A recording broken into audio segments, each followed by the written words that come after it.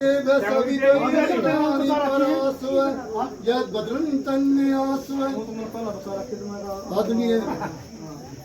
शास्त्री जी और या भाई रामवीर और या मेरे जो आसपास के गांव के जो चांद जो हमारी कोर थी माता जी उसकी 13वीं पर सब हम इकट्ठे गए। जो माता जी तो चली गई और लेकिन उसके जो आदर्श हैं जो आज भी हैं और हमेशा रहेंगे वो बच्चों में रहने चाहिए। जैसे आज ये यज्ञ हुआ इसी तरह हम रोजाना अपने घर में यज्ञ कर सकते हैं। 5 तरह के जीवन में मैं ऋषि ज्ञान के अनुसार 5 यज्ञ होते हैं जिनको अपने जीवन में हम अपनाकर अपने जीवन को सफल बना सकते हैं और अपने परिवार के जीवन को भी अच्छा बना सकते हैं, सुंदर बना सकते हैं। घर होता है जो मकान जो बनाता पति अच्छा हो तो मकान बन जाएगा और पत्नी अच्छी हो साथ में तो वो घर बन जाएगा और जब बच्चे भी अच्छे हों तो वो घर सुंदर बन जाएगा और जब माता पिता साथ में हों तो वो घर सुरख से सुंदर बन जाता है। तो सुरख को सुंदर बनाने के लिए जो हमने अपने अंदर पहला यज्ञ है ब्रह्म मुहूर्त में उठकर भगवान की कोई प्रार्थना करना, चाहे वो ज्ञात्री मंत्र हो चाहे कोई आपको भजन आता हो, उस भगवान का शुक्रिया अदा करना जो हमें जीवन दिया है उसमें हमें संतुष्ट होना पड़ेगा, खुश रहना पड़ेगा और खुशी में ही खुशी मिलती है। अगर जीना तो फिर भी है चाहे रो के दियो चाहे हंस के दियो, लेकिन अगर उस भगवान के प्रार्थना करेंगे तो वही सुख देने वाला है और वही दुख देने वाला है। उस दुख को हमें समझना पड़ेगा, उस सुख को हमें समझना पड़ेगा जो दाता ने दिया है।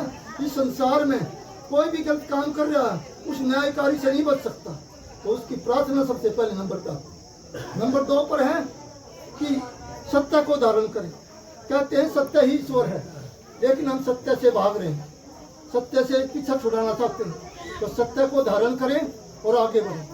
नंबर 3 है कि जितने जी अपने बुजुर्गों की माता पिता की जो आपकी रिश्तेदारी में है उनका सम्मान करें, उनकी सेवा करें।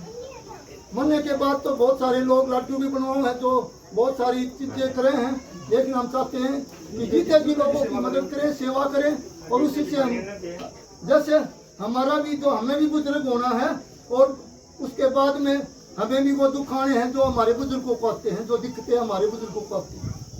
तो उनके लिए जो भी हम अपने माता पिता बच्चों के लिए जो हमारी माताएं हैं उनके लिए हम कुछ कर सकते हैं जितने भी, तो हमें उनकी मदद करनी चाहिए, सेवा करनी चाहिए।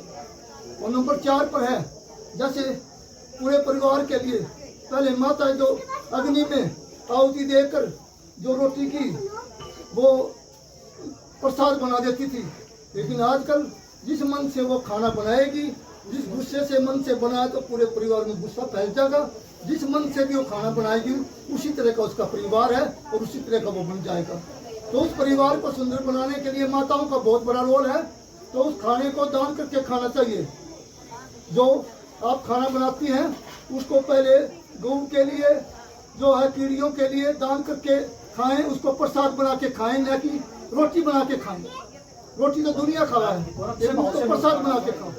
नंबर 5 पर है कि जैसा हम चाहते हैं किसी के घर पर जाते हैं तो जैसा हम दूसरों से आशा रखते हैं वैसे ही हमने जो हमारे घर पर कोई मेहमान आ जाए तो उसकी सेवा करनी चाहिए, चाहे वो दुश्मन भी क्यों ना हो। अपने घर पर एक बार है ना जो उसको जलपान ग्रहण कराना चाहिए और उसको आराम से बात करनी चाहिए और उसको समय देना चाहिए। आजकल हम जो कोई मेहमान आता है उसको समय नहीं देते और वो हमें निराश होकर चला जाता आपके घर से, तो वो घर से निराश होकर नहीं जाना चाहिए। कोई मेहमान जो भी घर में उपलब्ध है उसको बिठाए, उसको खाने के टाइम पर खाने पूछे और सोने के टाइम पर उसको कहीं भी आज रात को यहाँ पर रुके और उसको समय दें उसके परिवार। तो घर बिजली की लड़ियों से इंसान के विचारों से सजते हैं और जिस घर में विचार नहीं मिलते उस घर की दीवारों से आंसू निकलते हैं। और 30 त्योहार जन्मदिन 10 शादी पर महज दिखावे के लिए खुशी बांटते हैं, बाहर से बेस से खुश हो और अंदर से खोखले से लगते हैं। घर बिजली की लड़ियों से नहीं इंसान के विचारों से सजते हैं और जिस घर में विचार नहीं मिलते उस घर की दीवारों से आंसू निकलते हैं। आज के परिवार बर्बाद हो रहे हैं जिनके जो विचार नहीं मिलते, इसलिए अपने विचारों को घर पर सुंदर बनाइए और अपने जीवन को। और माता जो हमारी चांदकोर थी उसके आदर्श से जो मैं यहाँ से निकलता था बहुत अच्छे आदर्श थे जो परिवार है ना संपन्न है।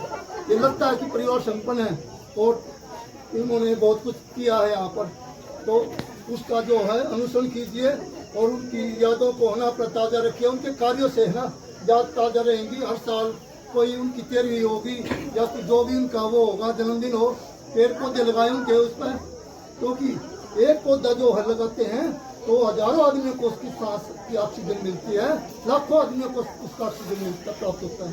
जैसे आज हवन है किया है, इसकी जो आहुति है पूरी संसार में गई है। इससे बड़ा कोई परोपकार नहीं है हवन से। तो ये भी महीने में अपने घर में कराते रहें और अपने घर को अपने बच्चों को सुंदर बनाएं। तो आज के लिए इतना ही। जय हिंद, जय भारत।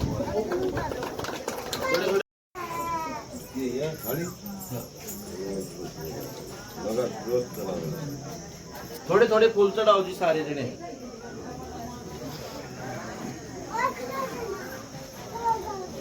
लो तू तो इधर आ जा, ये तो पूरा आउट कर ले। ये तो एक तो जाओगी।